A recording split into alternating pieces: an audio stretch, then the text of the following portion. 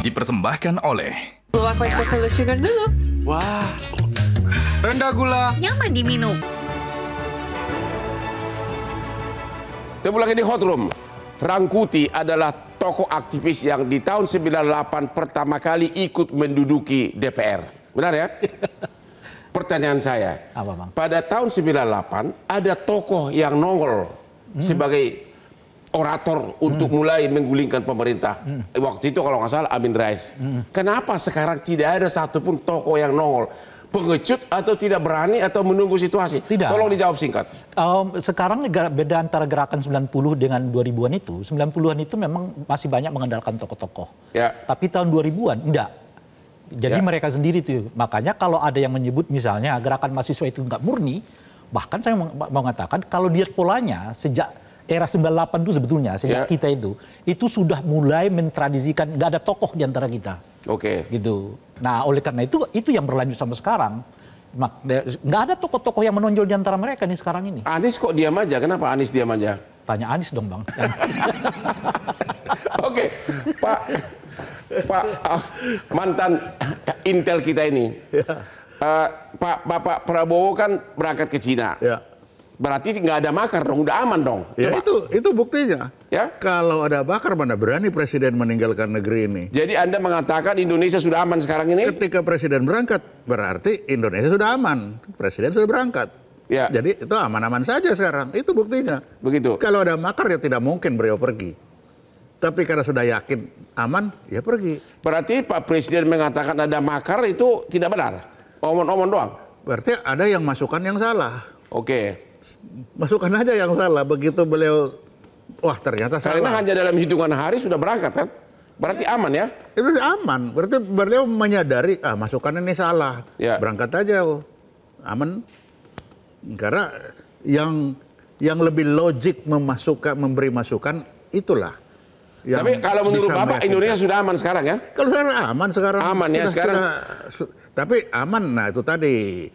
Sekarang sudah aman dengan catatan itu tadi permintaan para adik-adik ini sejauh mana ini dipenuhi. Karena itu sekarang kita kan damage control, asap aja yang kita tiup. Oke, Pak Tapi Jerry Messi apinya sudah dalam aman sekam. negeri ini? Pak Jerry? Pak Jerry masih ada di Zoom? Udah aman, tolong singkat Pak. Nggak ada makar seperti kata Pak Prabowo? Suaranya hilang. Jangan di-mute Pak, di-mute Pak, di-mute. Suara nggak ada. Oke. Aman sih kadang-kadang itu relatif ya. Sebuah negara kalau ada orang yang menginginkan kekuasaan apapun bisa dilakukan oleh orang itu. Ya tanda petik ya. Nah, mereka kan goyang pertama ekonomi chaos. Pertama ekonomi kasih goyang. Kedua, political chaos. Dan keempat, policy chaos. Ketiga, sorry. Nah, kebijakan ini dibikin ini kan kemarin Bang Lukman saya sepakat gitu loh. Tanggal 25 kemarin Prabowo kan nggak kemana-mana. Harusnya dia berangkat ke Cina kan. Dia kirim utusan. Nah, dia melihat kondisi lapangan. Memang sudah benar gitu loh. Karena kalau Prabowo pergi ke Cina tanggal 25 ya pada hari H kemarin itu saya nggak bisa bayangkan apa yang akan terjadi gitu. Nah, dan saya kira program pertama ini mereka gagal. Ingat, kegagalan ini orang-orang yang mungkin yang sekarang istilahnya itu terancam, iya toh, para kelompok-kelompok bagi saya katakan para bandit-bandit ini kan mereka punya jaringan-jaringan gitu lewat. Oke, jadi tolong singkat Pak. Berarti analisa Bapak Indonesia sudah aman makanya Bapak Prabowo pergi ke Cina. Tolong singkat Pak. Yes or no? Sementara waktu itu sekarang sudah aman. Tetapi terima kasih jangan Pak juga mahasiswa Agus. Ya. Apa himbauan Anda terakhir ini? Apa himbauan mahasiswa untuk hari-hari berikutnya untuk mengatasi teman-teman yang masih di penjara?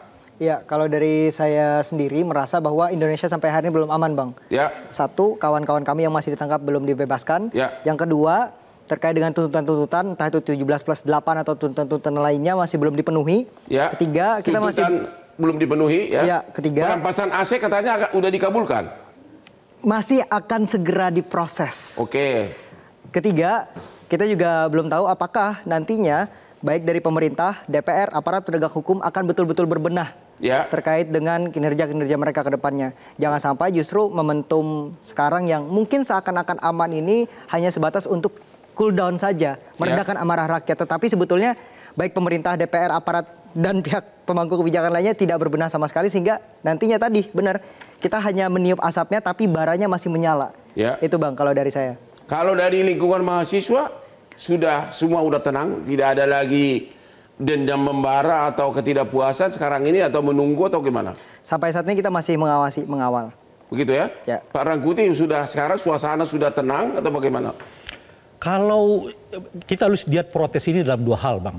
Pertama, protes sebagai sebuah sikap, dan yang kedua protes sebagai sebuah aksi. Protes sekarang ini gimana? Protes faktanya? Sebagai sebuah sikap, menurut saya tidak. Belum aman. Saya nggak menyebut kata aman ya. Nanti saya jelaskan kenapa enggak. Ini akan tetap terpelihara. Tapi protes sebagai sikap, sebagai aksi mungkin akan kelihatan melandai. Nah, kenapa tidak selesai ini protes? Mungkin akan terjadi dalam bentuk-bentuk lain, misalnya soal media sosial. Karena setidaknya kalau saya rangkum tuntutan masa yang sekarang itu terdiri dari 3 hal itu belum dipenuhi sepenuhnya. Satu, soal kesenjangan. Kesenjangan ini nggak hanya hubungan dengan DPR loh, Bang, termasuk dengan eksekutif. Itu wamen-wamen yang jadi komisaris itu udah diberhentikan nggak sama presiden atau tidak? Tolong sikat, udah mau closing. Itu satu. Kita. Nah, yang kedua adalah penegakan hukum. Terkait dengan reformasi institusi polisi yang sama sekali sampai hari ini belum dibicarakan oleh presiden. Dan yang terakhir adalah clean government terkait dengan undang-undang perampasan aset.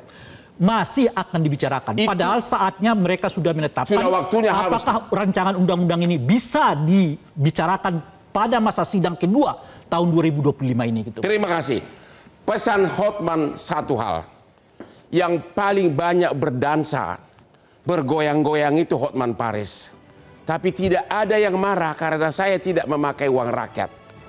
Kepada bapak-bapak di legislasi, walaupun Anda kaya sebelumnya masuk DPR, tolonglah jangan berdansa-dansa. Biarkanlah hanya Hotman yang berdansa. Demikianlah Hot Room malam ini.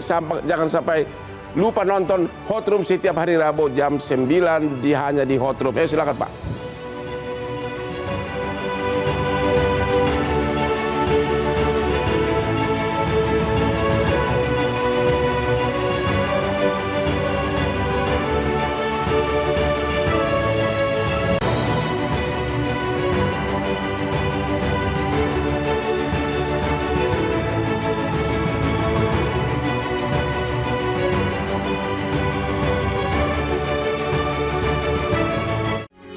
Metro TV.